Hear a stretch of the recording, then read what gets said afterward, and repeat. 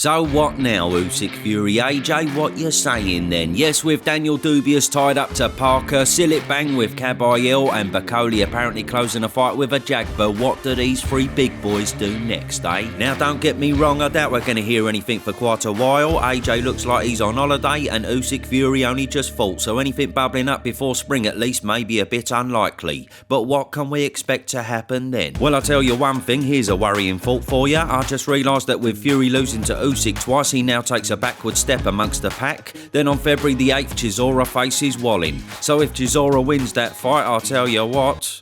Yep, fucking hell, don't be surprised to see this absolute cracker splurged all up in your grill this summer. Bloody hell. No, let's get serious about their futures, starting with the great Alexander Usyk. Well, hold on, not an all-time great though, according to Timothy Bradley. Fuck off, who's shitting his kettle? Course he is, Tim, what you talking about, you tit? I mean, imagine if Tyson had beat AJ and Usyk twice, the Fury Brigade would be creaming over his feet, come on. We got a gypsy heavyweight champion in the world. Really? Tyson Fury, he's the gypsy king. Oh, that's right, I knew that. I mean, he's one of the greatest heavyweights of all time. Really? He's a gypsy. Unquestionably one of the greatest heavyweight boxers of all time. The man's achieved undisputed cruiserweight and heavyweight, beating every worthy opponent multiple times in both divisions. What more do you want? And yes, even though he's done all he can do beating the cream of the crop in the heavyweight division, not having anything left to prove, incredibly, he still wants to fight on, he does. I mean, even when Dubious took a great big pony on his victory speech and asked for the rematch, he said, no problem, Double D, Turkey, sort it out, bruv, I don't mind. But you know what? With the phenomenal ability of this man and his body of work in the last few years,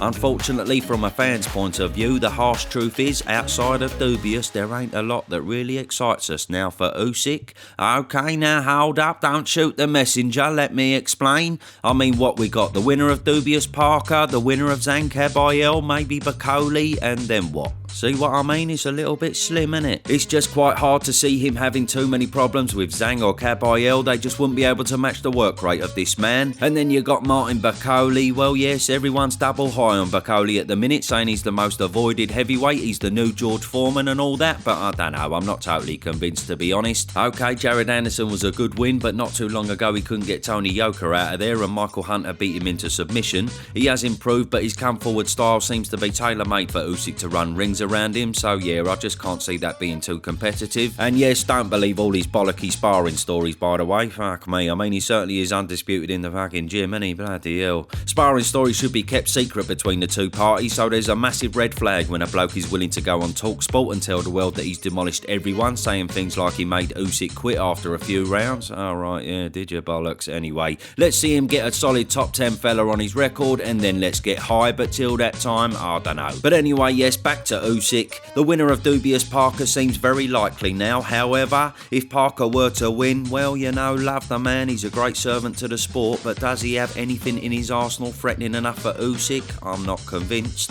And if Dubious were to win, well, the one thing he does have on his side is youth, and his new demolition style could ask some questions, but like it or lump it, we have seen him get walloped about already by the cat, putting the low blow aside. And yes, okay, this Dubious 2.0 from the AJ fight does look like a handful, but then again, if the Dubious from the Hrgovic and Miller fight turns up, you got to admit that Usyk absolutely batters him. So ultimately it's difficult to see that fight going anything different to the first, unless Father Time all of a sudden catches up with the king. We shall see. And then let's talk about old Tyrone Fury. Well, even though we were told after the first fight he weren't fit enough, he couldn't spar, he had to worry about the cut plus everything else, he still didn't have enough to dethrone the little midget middleweight. And as I said in my last video, he even tried every trick in the book, didn't he? Great big afro on his face, shorts round his fucking forehead. I mean, he even stopped Usyk from being able to kiss his cross this time. What a liberty. What did Team Fury think? He had a bit of Charlie in there or something? Like one of them necklaces you buy from the Lucky Lucky man in Ibiza, innit? Yeah, I got one of them. Well, no, I ain't got one of them. I mean, I've heard you can buy them. You know, I've seen it on the telly and that. I ain't got one myself, obviously. You know, like, I've got no reason to buy one. Oh, fuck off. Anyway, yes, despite all that, it didn't matter. He lost to the better man once again. But fair's fair, he didn't look too shabby though, did he, old Tyson Fury? He certainly ain't the completely diminished heavyweight we saw against Ngannou. He's still a serious force to be reckoned with. But the big question is, does he carry on? Well, See, it's going to be double hard for this man to accept defeat and go backwards. He ain't been the B-side fighter since Wilder 2 all them years ago. So will he have the motivation to climb the ladder again, take the necessary fights to get himself back in world title contention? Who knows? And by the way, it certainly ain't going to be easy to do that nowadays, not with Turkey pulling the strings. No longer does he have the power to cherry pick the Chisoras and the Tom Schwartzes of this world. Oh no, if he's on a Riyadh season card, he's going to be up against a very live opponent. So tick over fights just ain't happening anymore. He may end up having to give us the fights that we've always wanted to see. Which leads us nicely on to Anthony Joshua. But just before that, this Wednesday the 8th of January, catch the Aussie Cruiserweight King Jai Opetaia put his belts on the line against the heavy-hitting Kiwi Nika. Yes, a monster clash of nations, and it's live on Dasni.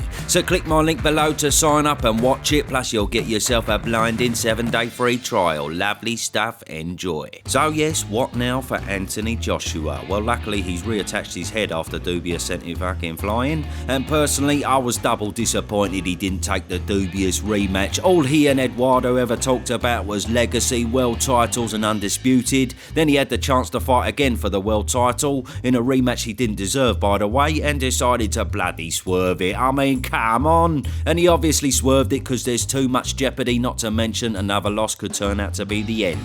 So yes, it was a smart business move to prolong his career, I understand that, but in a nutshell it was a bit of a cop-out, weren't it? However, what exactly was he waiting for? Well, of course it had to be the loser of Fury Usyk, namely old Lukey boy. Now, he ain't been double lively on social media, but what we have seen has been quite positive, saying he's not done yet and he's still set on achieving his goal. So yes, that's blinding news, because love him or hate him, this man is always smashing entertainment in the ring. Time is of the essence. Time is limited, so I just want to put in more work. 2024, when I look back, I believe I could have done more, and now I have another chance in 2025 to do more. I'm going to make sure that I take every opportunity that comes my way. What are you targeting this year? 3-time world champion and Tyson Fury. There we are, and yes, with himself coming off a loss to a world champion, then Tyson coming off a loss to a world champion as well, plus with every other notable heavyweight tied up as it stands, the time has surely got to be now. Okay, there may not be a world title on the line, it may not be what it once was, but for the love of tits, please can we make it happen, because all we've ever really cared about is knowing who out of these two is the better fighter. That's all that matters, and that question will be answered should they finally come together. We know that the double excellent Turkey is obviously on board. Frank and Eddie are all on board as well, and I'd imagine that AJ's on board, because he ain't got a lot of choice right now. But is old Lukey boy on board? That's the $1 million question. Well, look, I've got to say it, I hope I'm wrong, but I've got to be honest, I'm not totally convinced that we see it next. Now let man explain and ting. First of all, of course, neither man needs the money, even though another 50 million or so can't be sniffed at, but the difference between AJ and Fury is that AJ needs this fight to rejuvenate his career, to show us he's not completely done and he can still mix it with the big boys. He got pretty much embarrassed by Dubious last time out, and he's probably desperate to shake that image. But for Fury, however, he don't really have that same thought process. He, on the other hand, has just lost twice to the number one, and he's made well over 200 million in his last 3 fights. He's fallen short of becoming the best of his generation, and world titles are now a very long way off. So what's in it for him to take a tough fight against a good boxer and a massive puncher like AJ? I'm sorry to say it, Fury fans, but he did dodge the fight before with that load of bollocks arbitration for the Wilder trilogy. The AJ fight was made and they could have swerved it if they really wanted to with a crafty bit of lawyering or step aside, but they didn't. Then we had all the fake deadlines before going on to fight Chisora for the billionth fucking time. Okay, some may blame AJ for that situation as well, fair enough, but at the end of the day, Fury didn't allow it to materialise, and that's a fact. So ultimately, Fury didn't have the motivation back then to make the fight when it would have been his biggest purse by absolutely miles, but now it's even more unnecessary in a way, unlikely to be anywhere near the Usyk purses, and for nothing other than bragging rights. So I mean, why would he bother? Like I say, I hope I'm wrong. I'm not trying to put a dampener on things, I'm just trying to see it from his point of view. I feel like it's going to take an absolutely astronomical offer from the double excellent Turkey for the Gypsy King to come on board, and his head is going to have to be in a very motivated state as well. We can only stay hopeful, bruv. We shall see. Anyway, Happy New Year and all that. Hope you had a fucking blinder, and see you on the next one.